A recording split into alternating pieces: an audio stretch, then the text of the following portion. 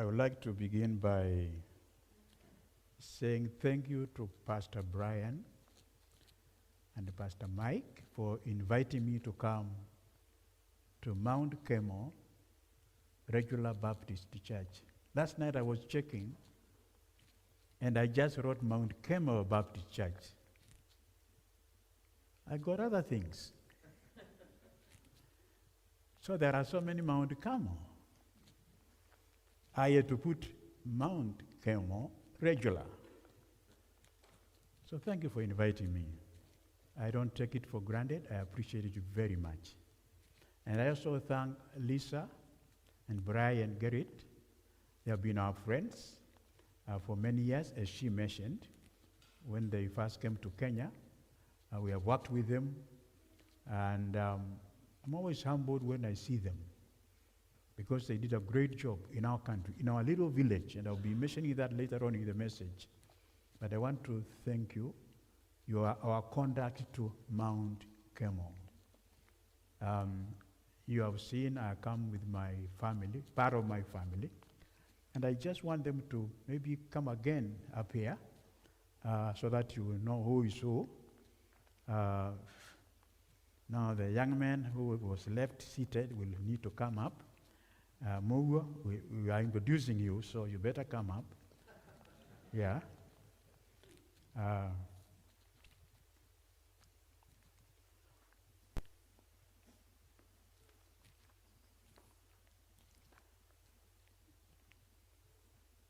Okay.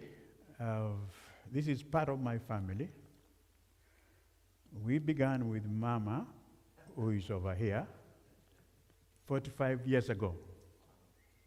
Been together for 45 years. Today we are 17 of us. Began 2 of us, now we are 17. 4 adult children, and the firstborn and the secondborn of the adult children are not here. This is our thirdborn. Her name is Joy, and this is our husband. We teach together. She teaches in the School of Psychology and Liberty. And then they have 2 little ones. Mwende means beloved. The youngest, she's 3 years old. And then Mogo, the son, who is 6 years. And I am not so sure why he looks a little shy. He's always very courageous. Mogo, what is it? Are you having a good time? Okay. Then this young man here is our first grandson from our first child, whom we came with in US when she was on 11 months. And he's a graduate student doing policy or law? Master in Public Policy. Master in Public Policy in Georgetown University. This other young man is finishing high school this year and planning to go to someplace. Yeah, someplace. This one is a young man of our friend, my friend, for 50 years. We have been a friend with his dad for 50 years. Went to high school together and worked together in Kenya. His name is Dan. There is someone else. Oh, he's the older brother who decided to take off when I was introducing the others. And he's in college. So 3 of them are in college, and we just thank God. It's by God's grace we are who we are. Did I forget something? Stephen, the husband, is just working on, he's in education, finishing up his PhD in education this year. And the young man who disappeared, would you please come in front? I give you the privilege, since you are coming late, to mention your name. My name is Josh. Mm-hmm. And he's in his college, just went to California to do some studies in Bible, and then came back. Now he's taking further studies in Northern Virginia. Thank you very much for agreeing to accompany me. It was a long ride. You woke up early. I don't think you are awake. You can sit.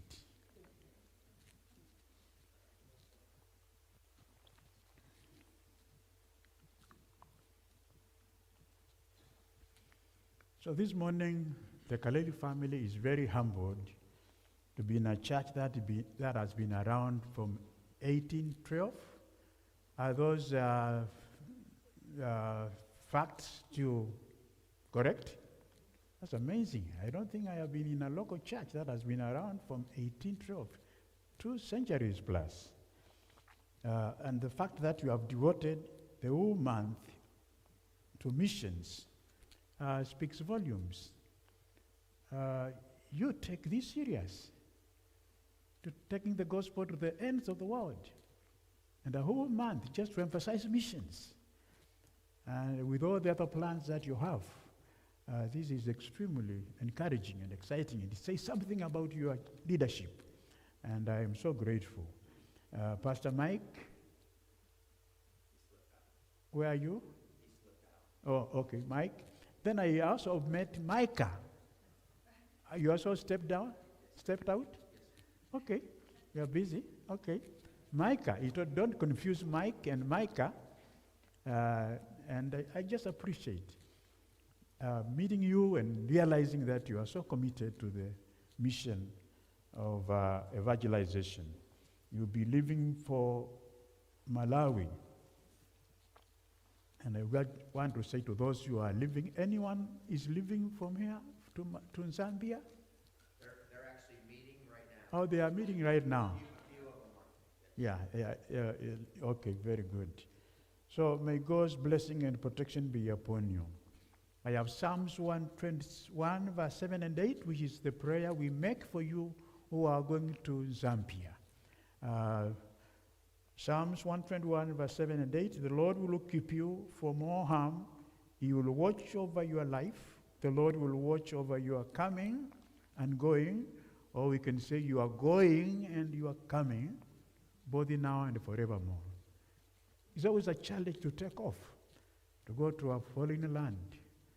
I remember the first time I came to a foreign land, I had to struggle. Sometimes you guys, you think when we come here, we don't struggle. But everybody struggles when they go to a foreign country. We have to struggle in so many ways. But the Lord is faithful and good. So as you travel to our continent, we wish you God's blessing, and God be with you as you serve the church. Today is Missions Emphasis Sunday. A Missions Emphasis Sunday must address what? A Missions Emphasis Sunday must address what? Or the Bible-believing church like Mount Carmel, regular Baptist church, must address what? What is so critical? What is key? What do you think about? Pastor, do you allow people to talk in church? Can you give me some suggestions? What do you want be addressed? The love of God. The love of God. Mm-hmm. Love is critical. Love never fails. Mm-hmm. What else? It's a missions emphasis. Oh, yeah. the 3-year-old says, need to address something to be kind. Okay. For us to be kind to one another? Yes. Kindness. A 3-year-old. He says, I will ordain praise from the lips of children. That's one of the places. What else? What is critical? What must we talk about? The love of God, yes, salvation. Mm-hmm. And by the way, do not think that whatever you suggest is wrong. No. It's just in order. Missions emphasis Sunday. Spreading the gospel. All those are extremely critical. The love of God, salvation, spreading the gospel, be kind to one another. So,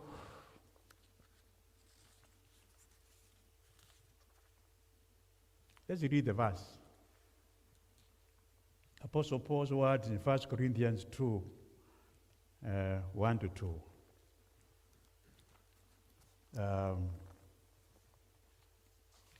Apostle Paul, going to Corinth, as 1 Corinthians.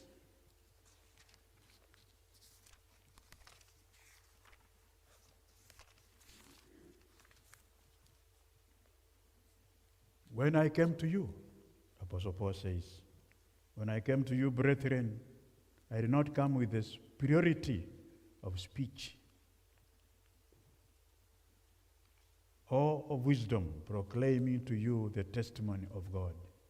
For I determined, or I purposed, to know nothing among you except Jesus Christ and Him crucified. I determined to know nothing from you except Jesus Christ and Him crucified. God's single agenda for all people. God's single agenda for all people is what? If you asked this book from Genesis to Malachi, can we move the slides forward? From Genesis to Malachi, what does it address? Is Paul saying, Jesus Christ and Him crucified? Yes. But what does the book say? Think together with me. God's single agenda for all people, of all times, of all places, of all cultures. From Genesis to Malachi, and from Matthew to Revelation. What is it? What is it? The cross. You have it here. All the way from Genesis to Malachi, Jesus. From Matthew to Revelation, it is pointing to Christ. It's a central part of all God's purposes. The Son of God, Jesus Christ. It is His agenda. The written word talks about the living word. Genesis to Revelation is the written word, and Jesus is the living word. This book talks about Jesus Christ. So it's the fundamental agenda of God for all people to know His Son. What this means is that God's single agenda for all humans is to be like His Son. How can we reach the state where we can say, like Paul or with Apostle Paul? In Galatians 6:17. Galatians 6:17. Let's read the verse. Yeah, from now on, let's see that verse. From now on, Paul would say, from now on, let no one cause me trouble, for I bear in my body the marks of Jesus. How can we reach that state? You and I. How can we reach a state where we can say, if God's single agenda is to know His Son, how can I say to people, don't bother me?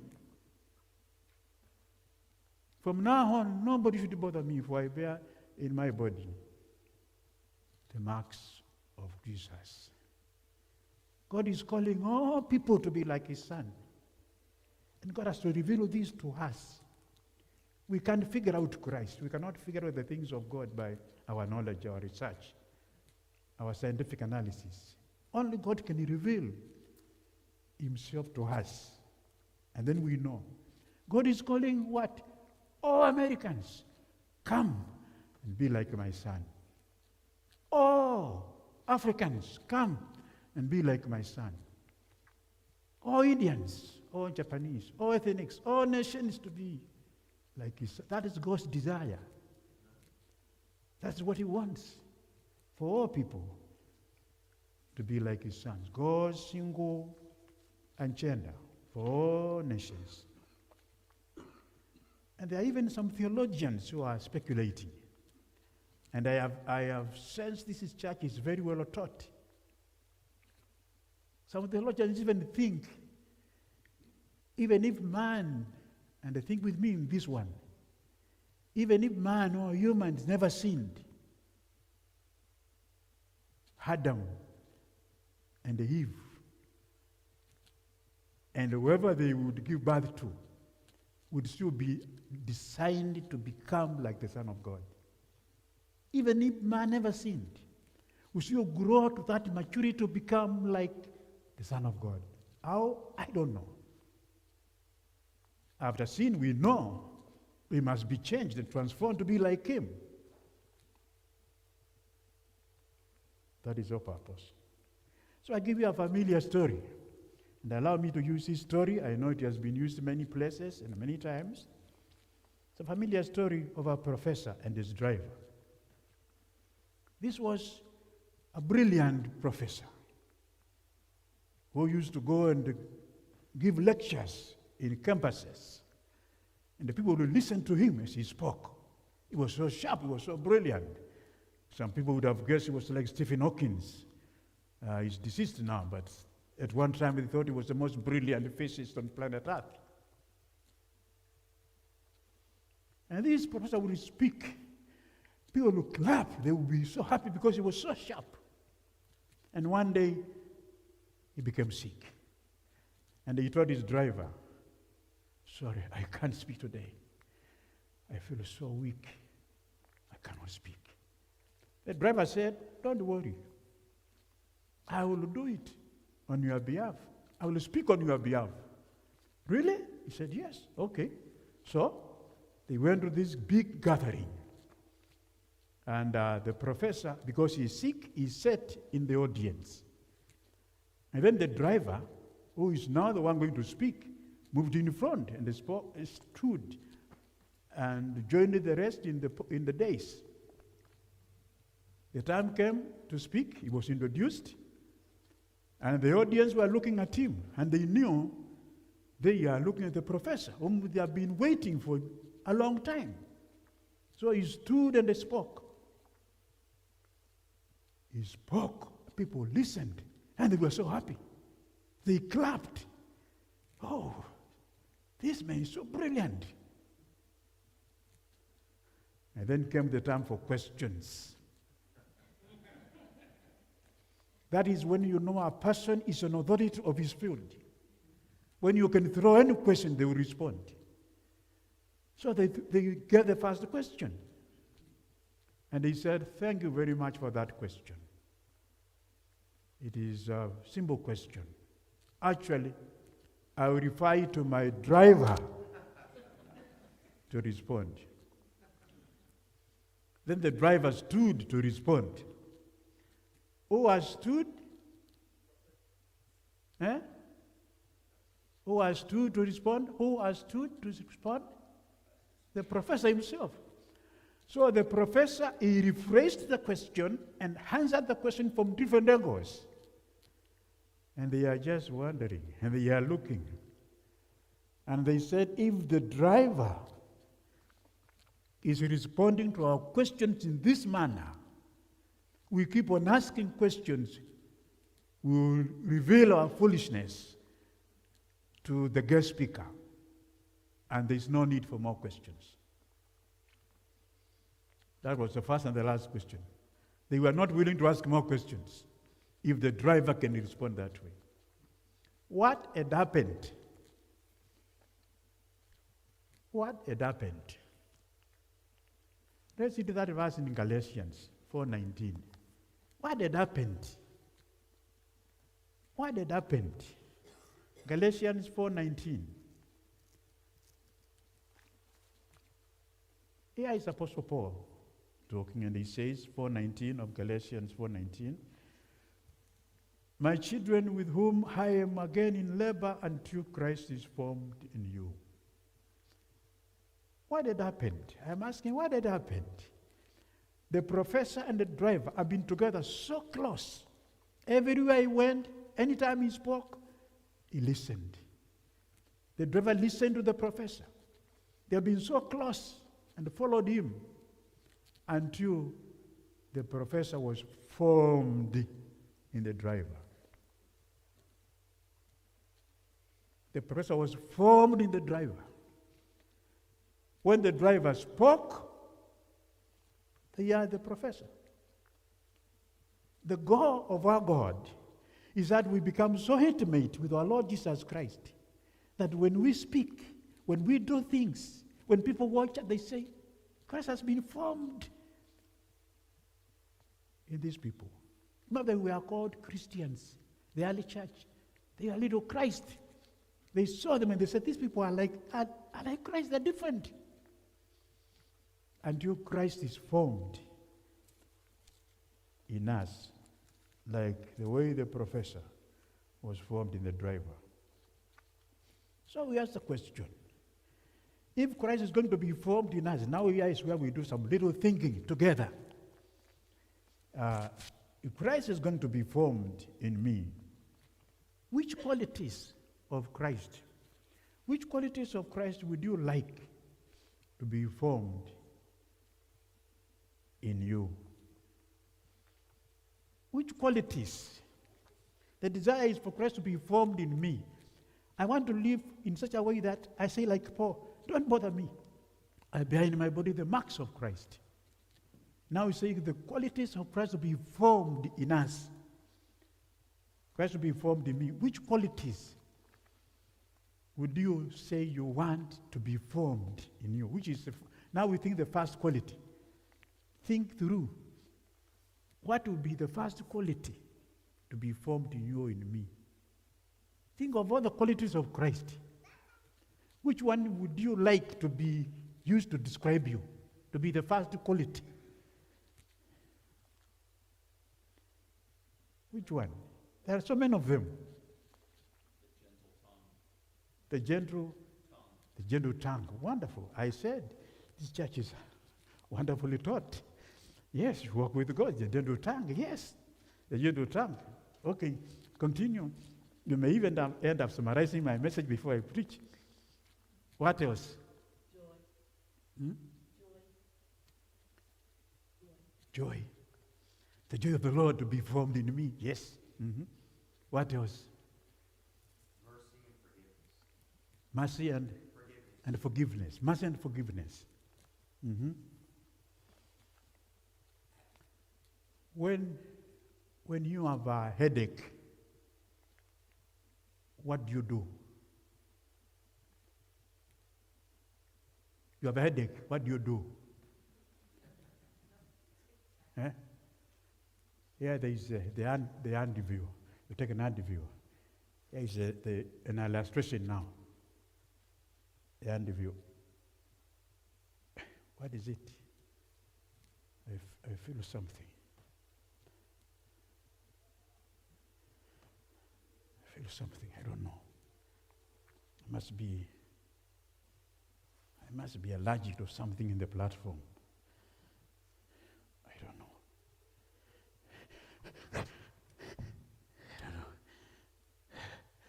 I have a terrible headache.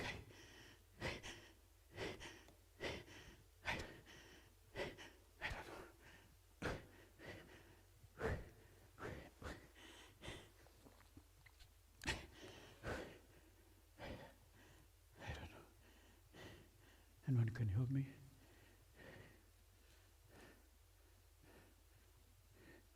Anyone have something to help me? I have a terrible head. I'm sweating. Anybody with something to help me? I don't know. There must be something here. Must be allergic to something.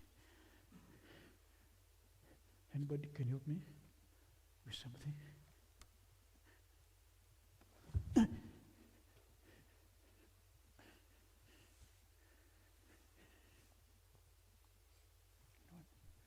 Can you help me? Have something? I'm having a terrible headache. Anybody? Nobody? You don't carry medicine or something?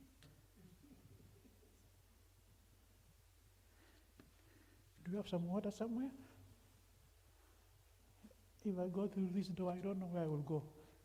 Is there some water somewhere? that I can. Pastor, can you continue the message? I need help. I need to take something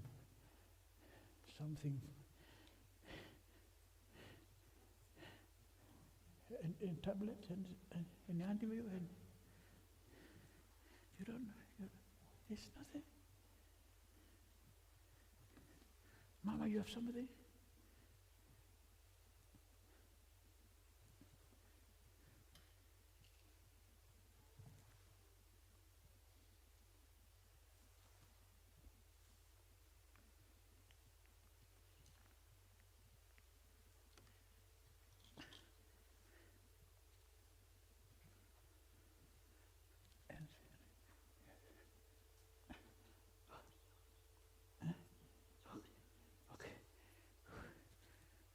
Oh, thank you very much. Thank you very much. Okay.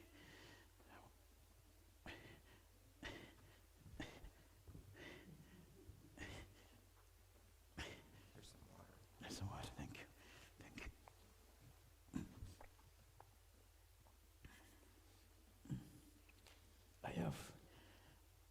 I have two under view right here. Take the two of them, or just one? How many do I take? Just two or three? Have it.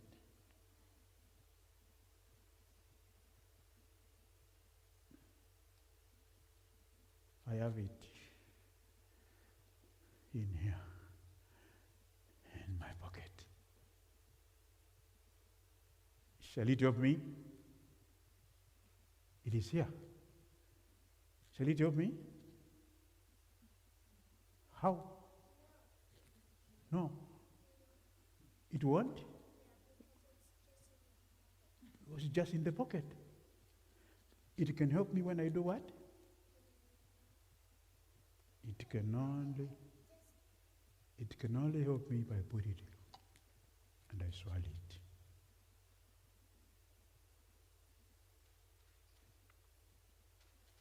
Jesus Christ cannot help you if he is outside you. It never works another way. There is no culture that has discovered a way. No people on earth have discovered a way. Jesus can only help you when he's inside your heart. Ephesians 3:17. That Jesus may dwell in your hearts by faith. There is no other way. He can be formed in me unless he's within me. He can only transform me when he's within me, not outside me. Just as this hand of yours cannot help me if it is in my pocket, and you have said, you brilliant people, there is no scientific method that through some osmosis, it can go through from my pocket to my body. It can only help me when it joins the bloodstream and they can deal with my headache. This Jesus, not the baby Jesus of Bethlehem, no, is Jesus as Lord. This is why the early church emphasized Jesus Kurios, Jesus as Lord. Because when we accept him as Lord, we become his slaves and we do his will. Nothing else works. If it's just a body, is in my heart like my Lord, my God, my boss, then he changes. Transformation from within. That's what all this means. If he's Lord in our hearts, he changes everything. That's why he says, give me your heart. My son, give me your heart. My daughter, give me your, not your money, not your time, no, just your heart. Because when I have your heart, I have everything. I only want your heart. That's what the Master is telling us. Jesus can only transform me from within. He can only be formed in me if he is within me. So, if he's within me, the next thing he wants to do with me is what? He's within me now. Okay. So the next thing he must deal with is what? is what? Is what? Is what? Is it within me, correct? It must deal with me. Where do things begin in me? It must deal with my what? My what? My mind. My mind. 2 Corinthians 10:5. Yes, I think she said it. My mind. We demolish arguments and every pretension that sets itself against the knowledge of God.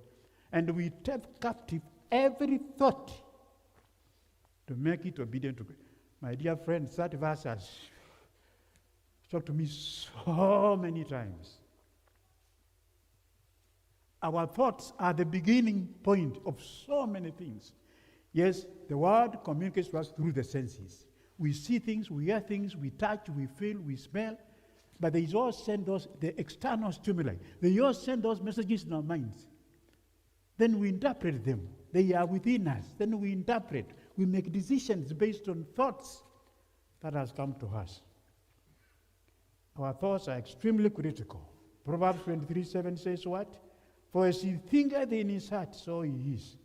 Our thoughts are the mothers and the fathers of our words and our deeds.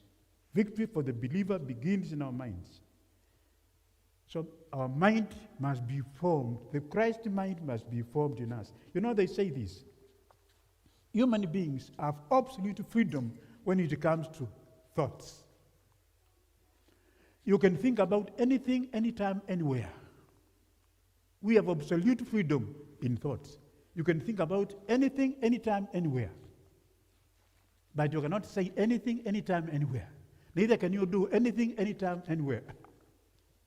But thinking, you can think about anything, anytime, anywhere. Take, for example, now, we are so, let me put it over here.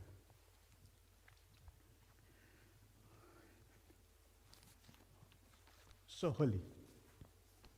God's word. We are in worship. Everybody just so clean. Imagine we had a machine that can tape our thoughts. We can manage to tape our words and tape and videotape deeds. But the thoughts, unless we are interfered with in through hypnosis, but not normally, you can tape thoughts. Machine that tapes thoughts, and what happens? Then we are all taken outside and told, listen to the thoughts we are having while your Bible was in front and we are all in worship, God's people.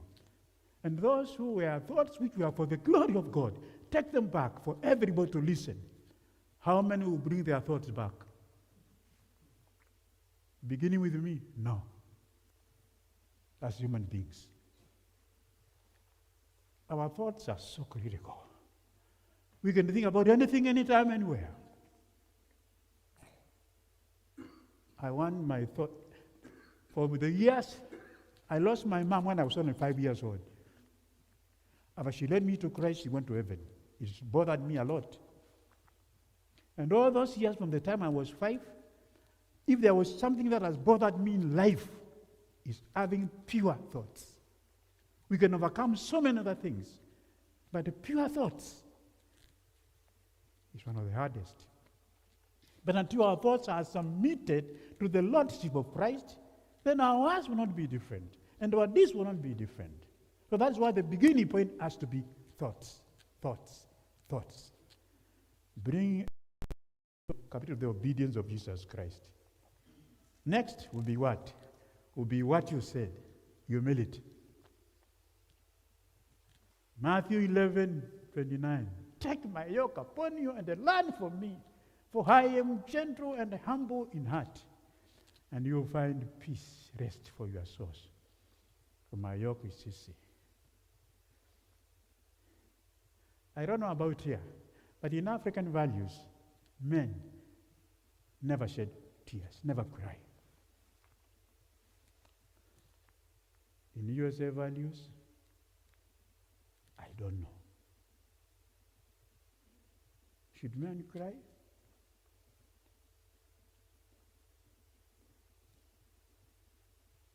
In African culture, they're all thinking, and I think it's human nature partly. The little boys, when they go for traditionally for circumcision, they are not supposed to shed a tear, and there is no numbing of anything. That's why the Maasai are required to kill a lion to prove they are men, and using a spear and club. The whole society pushing people, be courageous, be strong, no tears, no matter what. Only weaklings cry. Only women and children cry, but men, no cry. That's African culture. And that every culture must be challenged by the book. So, in this culture, do men cry?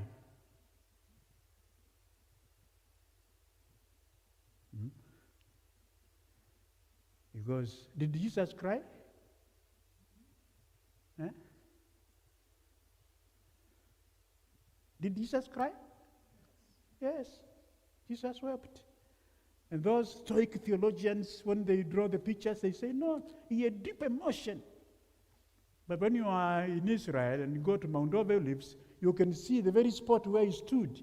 And they have built a little house that looks like a tear, because he actually shed tears. Not just deep emotions. People want to be stoic. A normal human being cries. And Jesus cried. There are experiences in life that we never learn with our dry eyes.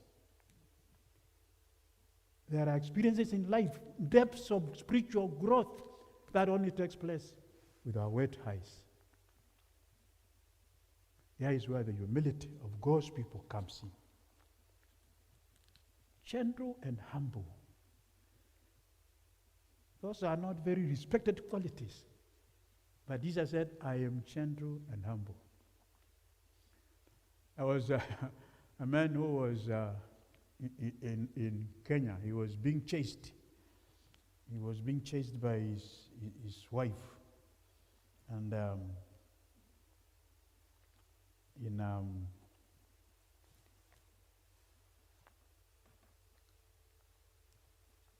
again, in African context, you can't be chased by your wife.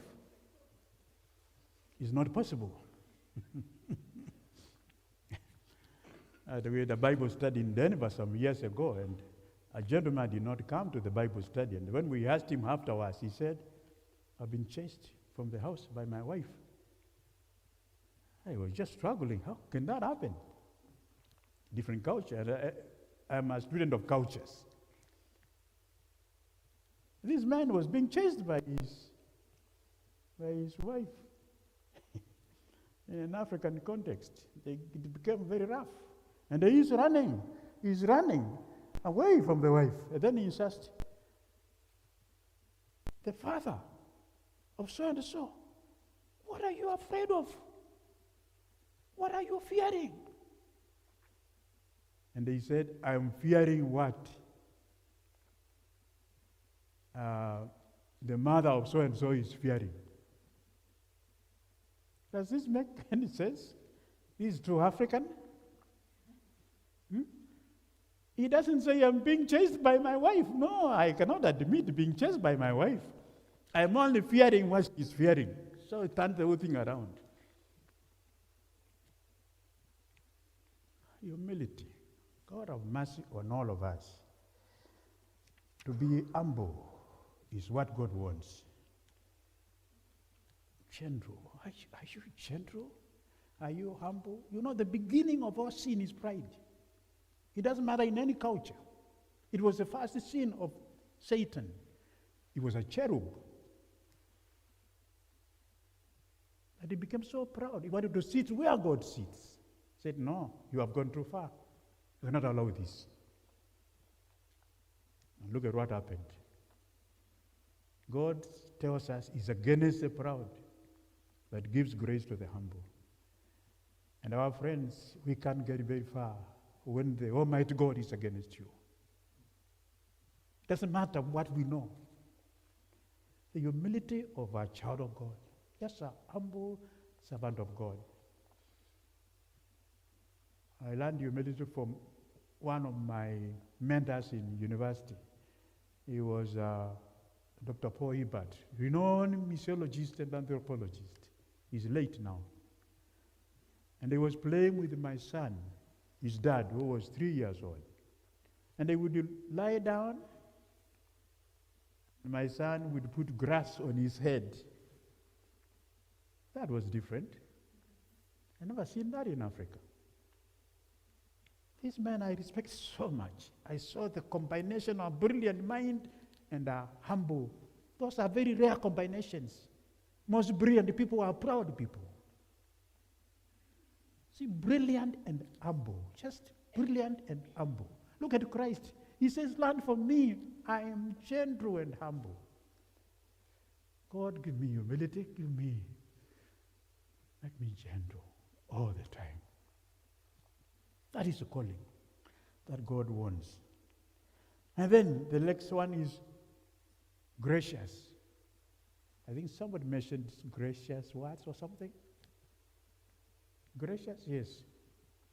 Gracious. Luke 4:22. And this was Jesus' hometown, Nazareth.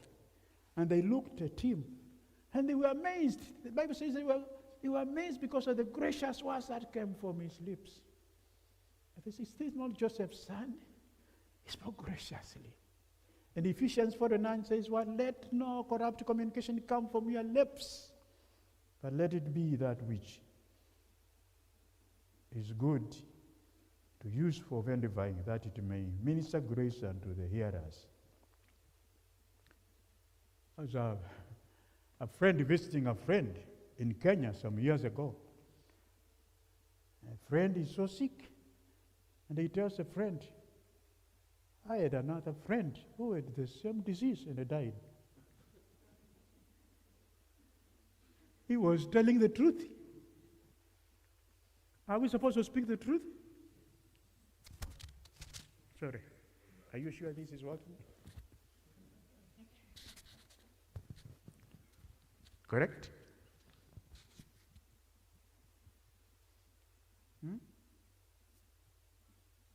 Are we supposed to speak the truth?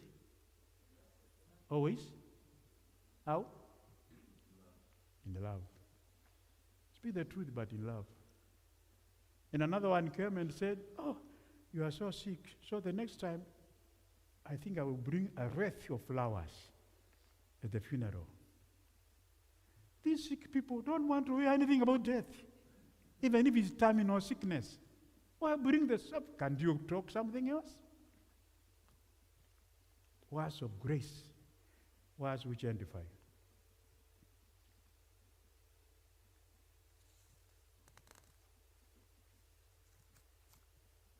So, words of grace. How is my speaking?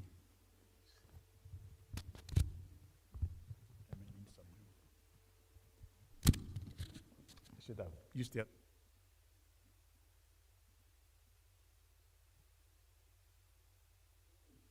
Anything else?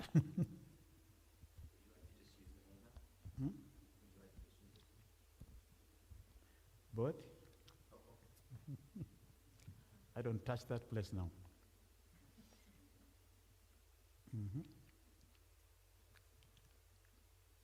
How is your speech? How is my speech? Gracious, edifying to those who listen. Don't talk about taping our words for the last week.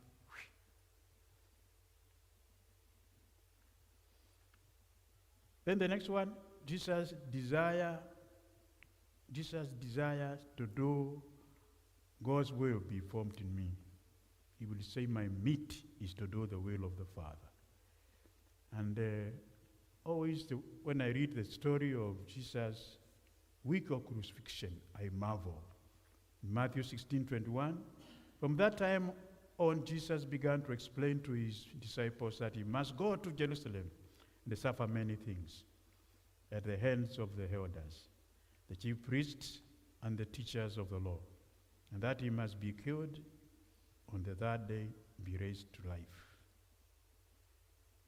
That week, he was in the Galilee area, and he says, I must go to Jerusalem and die.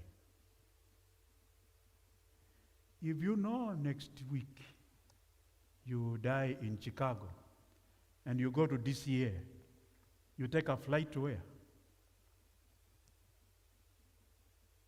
To Chicago? If you know next week you die in Chicago, you go to DCA or Dallas Airport and take a flight to where? To Chicago? No, opposite direction.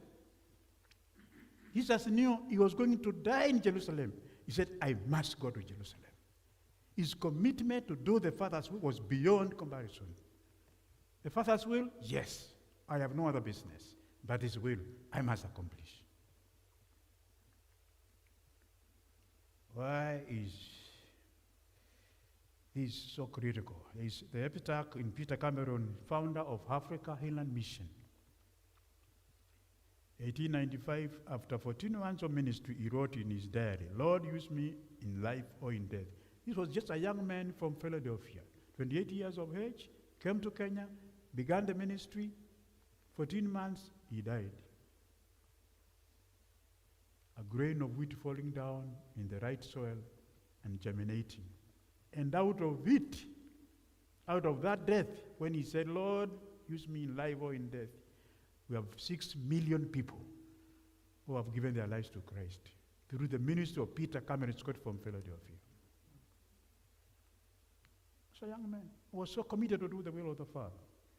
And he wrote, when you go to his grave, the founder of African Mission, you go to his grave, you find these words. 1 John 2:17, the world is passing away, and also its lust, but the one who does the will of God abides forever. Those were the words used to explain Peter Cameron Scott after his death. The epitaph. Why is being addicted to God's will so critical?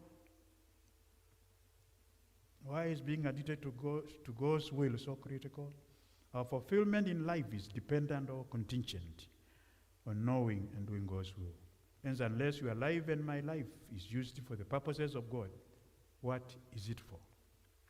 Those are the questions which make us think. If your life and my life is not used to further God's purposes, what is it for? Why do I live? Unless I live to fulfill the purposes of my Creator, the one who holds my breath on his own hands.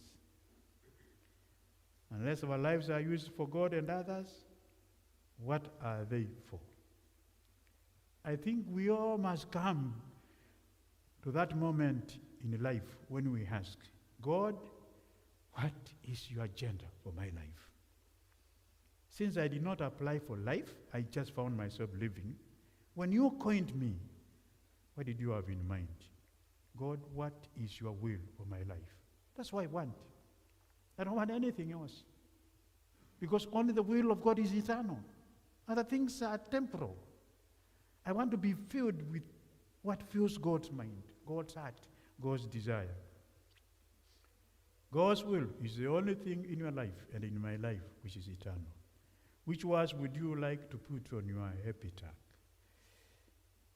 They say, if you think of those words, I think of a theologian, a philosopher said, if you think of the words in the epitaph, if you think of those words, which will be put on your gravestone, it will make you think of your fundamental ambition in life.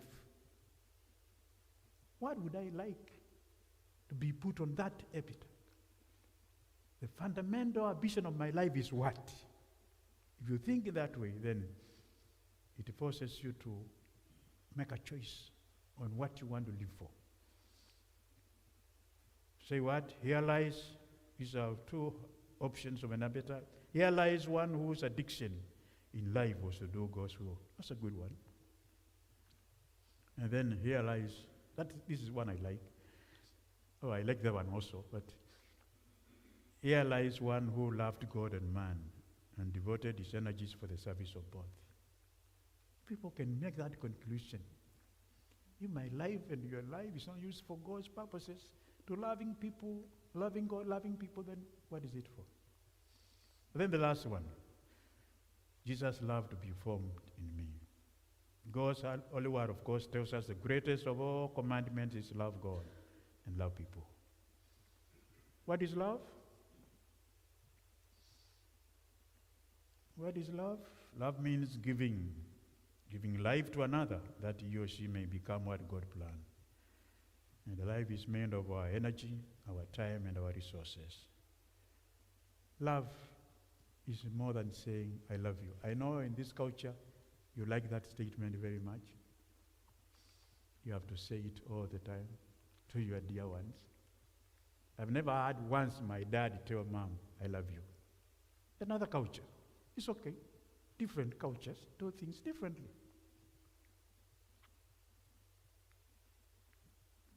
Love is something you do, not something you say. Oh, it's both. I have to challenge all this from Scripture.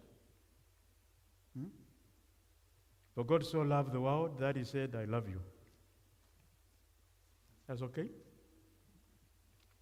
For God so loved the world that he gave his only begotten Son. And we love the Lord that we give to him our lives and our hearts. And we love other people that we give to them our lives, which includes our time, our resources, our energy. Love. Loving others. God would have sent a gospel tract, an evangelistic manual, an iPad or a smartphone, some gold or some silver, etc. But he came in person through his dear Son. So we love God, we give him our hearts and our lives to do with them whatever he wants. We love others and we give our lives to them, and our time and our energy, our resources. Why? Because love never fails. For this reason, we must go to the whole world in obedience to the Great Commission. This explains why you are going to Zambia. Romans 10:14, and this is a paraphrase from me. How can they hear about the one they are supposed to be transformed into his image unless somebody tells them? How? How can they know the one they're supposed to be formed into until somebody goes and just tells them? This gives the rationale why it's so critical to go. And no wonder Jesus' last words were, go to all the ethnics of the world. Go to the whole world and make disciples. Not just the going, actually the command is make disciples. Because going that is not synonymous with making disciples. We have seen people in the mission field who come to make disciples, but they change their minds. They do other things. It's making disciples. Go and make disciples. Make disciples. To participate in God's single agenda for all humanity, all ethnics. Come to me and be like my Son. This is God's desire for all humans, of all times, of all cultures. God is so clear. It's what I want. I want all people to be like my Son. This is my beloved Son. In him I'm well pleased. What a joy to hear that from the Lord. If he said it to his Son, he can say that to you and me. This is my beloved Son. So again, Apostle Paul's words, Galatians 4:19, my dear children, for whom I am again in the pains of childbirth until Christ is formed in you. So concluding thoughts, God's desire for humans of all places is to be like his Son. God's desire for Christ to be formed in us. The mind of Christ to be formed in me, beginning the mind. Humility of Christ to be formed in me. The gracious words of Christ to be formed in me. Jesus' desire to do God's will to be formed in me. I've always said, if ever I wanted some madness, some addiction, I would like to have the madness of doing God's will. I want to be addicted to God's will because only God's will is eternal. The only thing of Kaleli that will stay is the will of the Father. Nothing else. All will go. But anything I do according to God's will, it stays forever. And I want things that are forever. I don't want temporal things because after a few years, you and I are gone from this life. And then finally, Jesus' love to be formed in me. For love never fails. You try anything else, it doesn't work, try love. To your enemy, try love. Love never fails. Okay, Pastor.